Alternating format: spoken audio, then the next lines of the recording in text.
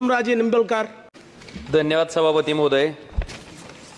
मी या ठिकाणी 2024-25च्या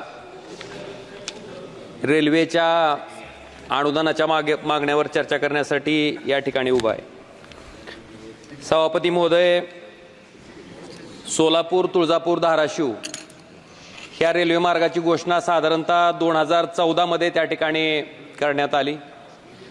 2014 पासून आता जवळपास 10 वर्ष ह्या रेल्वे मार्गाची घोषणा होऊन पूर्ण होत आलेत, पण म्हणावी तशी गती या रेल्वे मार्गाच्या बाबतीत त्या ठिकाणी दिसून येत नाही. महाराष्ट्रातील 3.5 शक्तिपीठापैकी एक असलेलं आई तुळजाभवानीचं क्षेत्र ह्या रेल्वे मार्गामुळे त्या ठिकाणी जोडलं जाणार आहे. मला रेल्वे मंत्री महोदयांना सुद्धा विनंती करायची आहे की आपल्या रेल्वे विभागाच्या कुठल्याही कामाचं टेंडर जोपर्यंत 80% जमिनीचं भूसंपादन होत नाही तोपर्यंत आपण कुठल्याही रेल्वेच्या कामाचं टेंडर त्या ठिकाणी फ्लॅश करत नाहीत किंवा काढत नाहीत. पण सभापती महोदय, बहुतेक निवडणुकीची गडबड होती, घाई होती, त्याच्यामुळं भूसंपादन झालेलं नसताना सुद्धा ह्या कामाचं टेंडर त्या ठिकाणी काढलं गेलं. ठीक आहे, काढलं गेलं, त्याच्याबद्दल आमचं काही म्हणणं नाही आहे, पण भूसंपादनाच्या बाबतीत सुद्धा तेवढ्याच ताकदीनं त्या ठिकाणी लवकरात लवकर प्रयत्न करून जे 80% भूसंपादन ह्या रेल्वेच्या कामाला सुरुवात होण्यासाठी आवश्यक आहे ते तातडीने त्या ठिकाणी पूर्ण करून घेण्यात यावं आणि सोलापूर, तुळजापूर, धाराशिव हा रेल्वे मार्ग त्या ठिकाणी लवकरात लवकर पूर्ण करावा. सभापती महोदय, मला आपल्या माध्यमातून रेल्वे मंत्री महोदयांना अवगत करायचं आहे की धाराशिव जिल्हा हा आकांक्षित जिल्हा आहे, ॲस्पिरेशनल डिस्ट्रिक्ट आहे. ह्या ठिकाणी हा रेल्वे मार्ग ज्यावेळेस घोषित झाला त्यावेळेस ह्याच्यासाठी आवश्यक असणारी भूसंपादनाची जी कारवाई आहे ती थेट वाटाघाटीच्या माध्यमातून, थेट खरेदीच्या माध्यमातून त्या ठिकाणी होणार होती.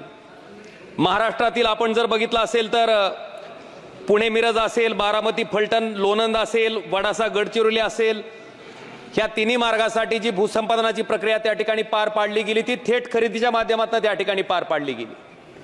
हा सुद्धा मार्ग त्या ठिकाणी थेट खरेदीच्या माध्यमातूनच पार पाडला जाणार होता, पण नेमकं कुठं माशी शिंकली माहीत नाही, पण थेट खरेदीचं डायरेक्ट कंपल्सरी ॲक्विजिशनवर आपण आलो. त्या ठिकाणी आपल्या माध्यमातून सन्माननीय रेल्वे मंत्री महोदयांना मला विनंती करायची आहे की महाराष्ट्रातील सगळ्यात जास्त शेतकऱ्याच्या आत्महत्या होणारा हा जिल्हा आहे.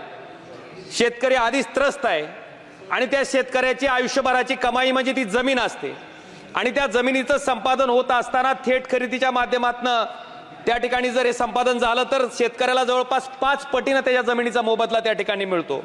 पण आपण जर कंपल्सरी ॲक्विजिशन त्या ठिकाणी जमिनीचं केलं तर मात्र त्या शेतकऱ्यावर त्या ठिकाणी अन्याय होतोय आणि 4 पटीनंच त्या ठिकाणी मोबदला त्या शेतकऱ्याला त्या ठिकाणी मिळतोय. त्यामुळं आपल्या माध्यमातून सन्माननीय रेल्वे मंत्री महोदयांना माझी कळकळीची विनंती आहे की या प्रकरणामध्ये आपण लक्ष घालावं आणि शेतकऱ्याच्या बाजूनं न्याय देण्याच्या दृष्टीनं त्या ठिकाणी थेट खरेदीच्या माध्यमातून ही भूसंपादनाची कारवाई त्या ठिकाणी केली जावी, जेणेकरून शेतकऱ्यांना त्या ठिकाणी जमिनीचा जो मोबदला आहे तो त्या ठिकाणी 5 पटीनं मिळू शकेल. सभापती महोदय, आपण बघितलं असेल की आपण आता वंदे भारत चालू केले, बुलेट ट्रेनच्या बाबतीत सुद्धा मोठ्या प्रमाणात आपली जलद गतीनं हालचाल त्या ठिकाणी होते, त्याच्याबद्दल आम्हाला काही वाईट वाटायचं कारण नाही. जागतिक स्पर्धेबरोबर स्पर्धा करत असताना जागतिक लेवलला आपण ह्या सगळ्या गोष्टी करणं अभिप्रेत आहे, त्याच्याबद्दल आमचं काहीच म्हणणं नाही. पण सभापती महोदय, ज्यावेळेस आम्ही स्वतः रेल्वेनं प्रवास करण्यासाठी धाराशिवच्या रेल्वे स्टेशनला येतो त्यावेळेस जनरल डब्याची जी अवस्था असते ती अतिशय बघवत नाही. म्हणजे त्याच्या बाबतीत नेमकं माणसंच प्रवास करतात का जनावर प्रवास करतात अशी अवस्था त्या जनरल डब्याची झालेली आहे. महात्मा गांधीजींनी सांगितलं की खरा ग्रामीण भारत हा गावात राहतो, त्या सामान्य माणसाचा विचार करून देश चालवणं आपण अपेक्षित आहे. बुलेट ट्रेन झालं, वंदे भारत झालं, ठीक आहे, त्याच्याबद्दल आमचं काही म्हणणं नाही, पण या जनरल डब्यामध्ये प्रवास करणाऱ्या लोकांची व्यथा, अवस्था, परिस्थिती आपण त्या ठिकाणी जाणून घेणं गरजेचं आहे. आपण त्यांना सुद्धा माणूस म्हणून त्या ठिकाणी त्यांचं जाणं, त्यांचा प्रवास त्या ठिकाणी मान्य करणं गरजेचं आहे आणि जनरल डब्याची सुद्धा तेवढ्या प्रमाणात संख्या वाढवणं गरजेचं आहे, त्यांचा प्रवास सुसह्य करणं गरजेचं आहे. कारण जनरल डब्यामधल्या एखाद्या माणसाला जर बाथरूमला जायचं असेल तर अर्धा तास त्याला राहिलेल्या ठिकाणापासून निघावं लागतं, तेव्हा त्याची बरोबर अर्धा तासानं तो त्या इच्छित स्थळी पोहोचतो. इतकी दुरावस्था त्या जनरल डब्याची झालेली आहे.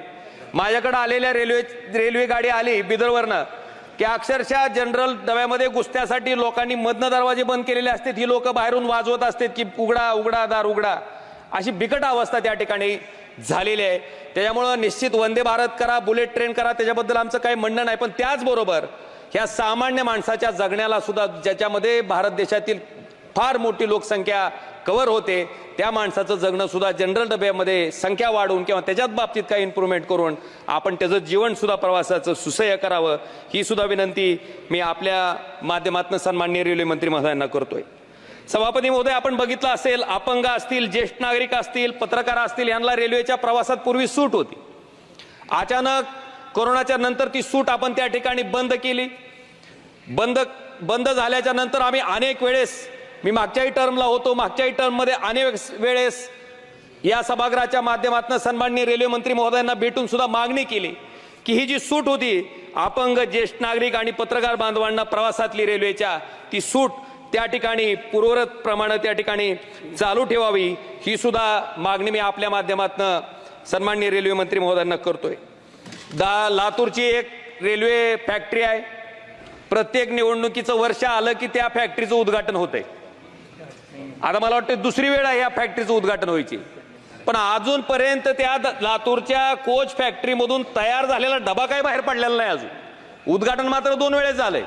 त्यामुळं जे काही करायचंय ते नुसतं फक्त निवडणुकीच्या पुरतं, उद्घाटनाच्या पुरतं मर्यादित न राहता, आपण जी घोषणा, जे आश्वासन त्या ठिकाणी त्या भागातल्या जनतेला दिलंय, ते आश्वासन पूर्ण होण्याच्या दृष्टीनं लवकरात लवकर डब्याची निर्मिती त्या ठिकाणी त्या रेल्वे कोच फॅक्टरीमधनं लातूरच्या व्हावी, ही सुद्धा कळकळीची मागणी मी आपल्या माध्यमातून सन्माननीय रेल्वे मंत्री महोदयांना करतोय.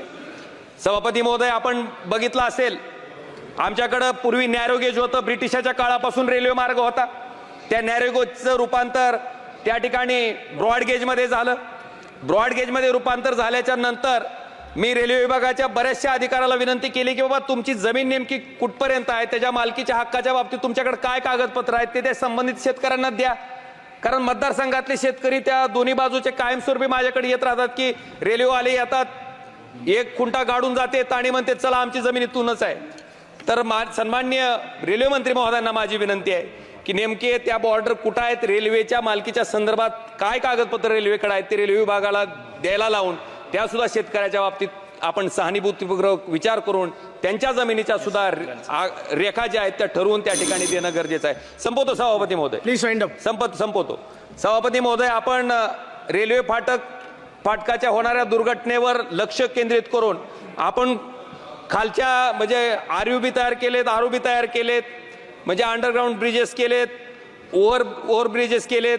पण हे ब्रिजेस करत असताना मला आपल्याला विनंती करायची की पावसाळ्यामध्ये जूनच्या महिन्यात त्या ठिकाणी ज्यावेळेस शेतकऱ्याला पेरणीसाठी सगळ्यात जास्त आवश्यकता असते त्याच्या शेताकडे जाण्याच्या बाबतीत, डायरेक्ट आपण आलो, जुने जे रस्ते होते प्रचलित ते रस्ते बंद करून टाकले, कुठं अंडरग्राऊंड ब्रिज केलाय. पण सभापती महोदय, त्या ठिकाणी जो आरयूबी आहे त्याच्यामध्ये पावसाचं पाणी साचल्यामुळे त्या ठिकाणी शेतकऱ्याला एका भागातून दुसऱ्या भागात त्या ठिकाणी जायला अडचणी येतात. जे रस्ते केले जातात ते सुद्धा अतिशय खराब दर्जाचे असतात. माझी रेल्वे मंत्री महोदयांना विनंती आहे की नेमकं कुठल्या पद्धतीने एस्टिमेट रेल्वे विभाग तयार करतो ह्याच्या बाबतीत सुद्धा आपलं लक्ष असणं गरजेचं आहे. कारण रस्त्याचा दर्जा हा अतिशय हीन पद्धतीचा आहे, खराब आहे. माझी विनंती आहे आपल्या माध्यमातून की त्याच्या बाबतीत सुद्धा थोडंसं लक्ष रेल्वे मंत्री महोदयांनी त्या कामाकडे द्यावं. मी एक शेवटची मागणी फक्त करतो आणि या ठिकाणी माझं भाषण संपणार आहे. सभापती महोदय, त्या ठिकाणी आपण जर बघितलं असेल तर मी अनेक वर्षापासून मुंबईची गाडी आहे, लातूर मुंबई गाडी, ह्या गाडीला त्या ठिकाणी कळंब रोड स्टेशनला त्या ठिकाणी स्टॉपेज आम्ही मागतोय. त्याचबरोबर पनवेल नांदेडची गाडी आहे, ह्या गाडीसाठी डोकी रोड स्टेशनला त्या ठिकाणी स्टॉपेजची मागणी करतोय. कळंब रोड स्टेशन तर ब्रिटिशाच्या काळापासूनचं असलेलं स्टेशन आहे, रेल्वेची जमीन आहे तिथं. तर माझी विनंती आहे की या दोन्ही स्टॉपेजच्या मागणीकडे आपण गांभीर्यानं लक्ष घालून त्या ठिकाणी दोन्ही स्टॉपेज त्या ठिकाणी रेल्वेचे मंजूर करावे, ही कळकळीची विनंती करतो. आणि शेवटचा एकच मुद्दा आहे सभापती महोदय, रॅक पॉइंट आहे माझ्याकडं माझ्या जिल्ह्यासाठी, पण रॅक पॉइंटला आवश्यक असणारं जे शेड आहे ते शेड त्या ठिकाणी मात्र अद्यापपर्यंत तयार नाही. त्यामुळं ज्यावेळेस खतं येतात त्या ठिकाणी अन्नधान्य येत आहे त्यावेळेस ते पूर्णतः भिजलं जात आहे, त्याचं नुकसान होत आहे. तर आपल्या माध्यमातून विनंती आहे की रॅक पॉइंटला आवश्यक असणारं शेडची सुद्धा तरतूद सन्माननीय रेल्वे मंत्री महोदयांनी त्या ठिकाणी करावी, ही कळकळीची विनंती करतो. आणि सभापती महोदय, आपण मला वेळ दिलात आणि त्या ठिकाणी मला बोलता आलं त्याच्याबद्दल आपलेही Thank you, आभार thank you. व्यक्त करतो. पण या सगळ्या Mr. मागणीकडे M.K. सन्माननीय राघवन, रेल्वे मंत्र्यांनी Honorable member सहानुभूतीपूर्वक M.K. विचार राघवन. करून तातडीने त्या पूर्ण कराव्या अशी कळकळीची विनंती मी आपल्या माध्यमातून सन्माननीय रेल्वे मंत्री महोदयांना करतो. धन्यवाद.